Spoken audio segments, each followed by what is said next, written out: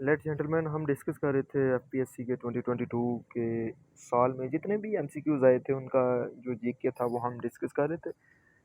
अच्छा देखिएगा, इसमें हमारे पास 280 एमसीक्यूज है जी। वो ये पूछ रहा है इस 280 एमसीक्यूज में कि मक्की सूरतों का दुरानिया कितना था। वो 13 साल था और मदनी सूरतों का 10 साल था। ठीक है, देन नेक्स्ट चलते हैं। Open university establish was under the policy. Open university establish हुई अंडर द कौन सी पॉलिसी में ओपन यूनिवर्सिटी इस्टेब्लिश हुई?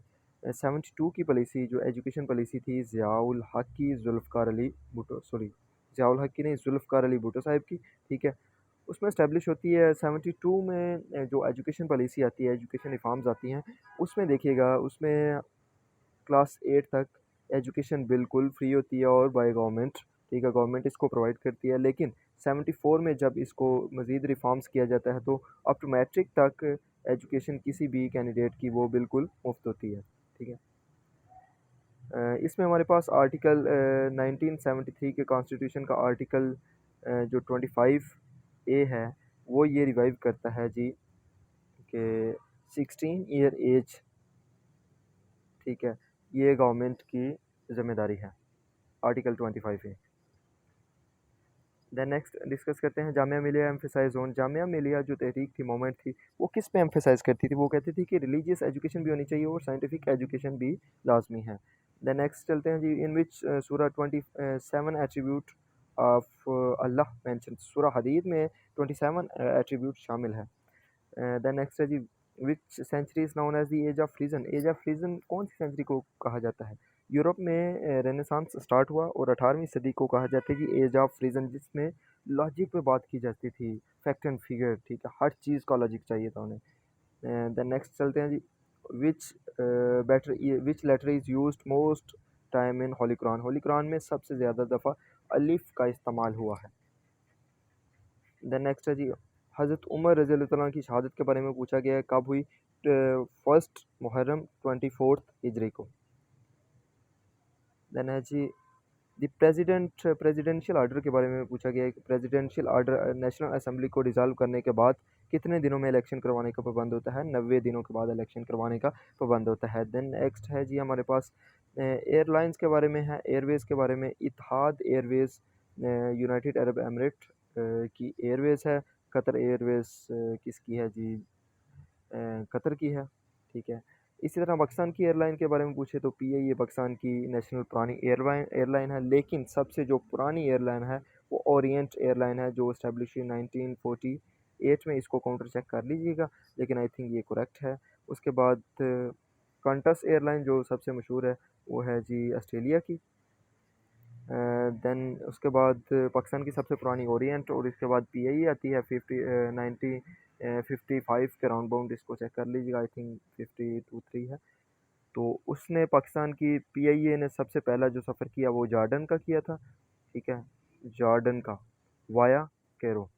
ठीक है, कैरो के स्टॉप कैरो में मतलब स्टे करके पाकिस्तान इंटरनेशनल एयरलाइन ने सबसे पहले सफ़र किया जॉर्डन की तरफ।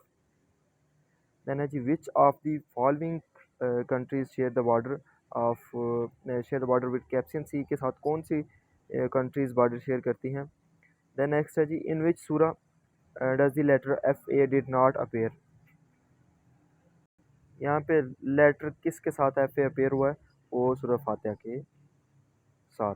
ठीक है, इसमें थोड़ी सी रॉन्ग है, ये चेक कर लीजिएगा।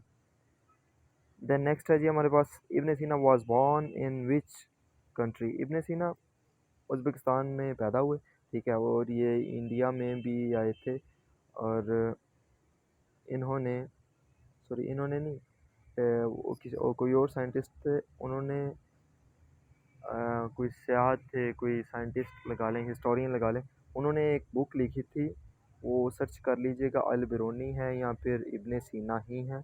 ठीक है, उन्होंने ऑल इंडिया पे एक बुक लिखी, इंक्वायरी टू इंडिया। ठीक है, ये भी एक हिस्टोरिकल फैक्ट है। चलते हैं जी। उज़्बेकिस्तान के रिलेटेड क्या एमसीक्यूज बनते हैं कि ये सेंट्रल एशियन स्टेट है, सेंट्रल एशियन स्टेट है।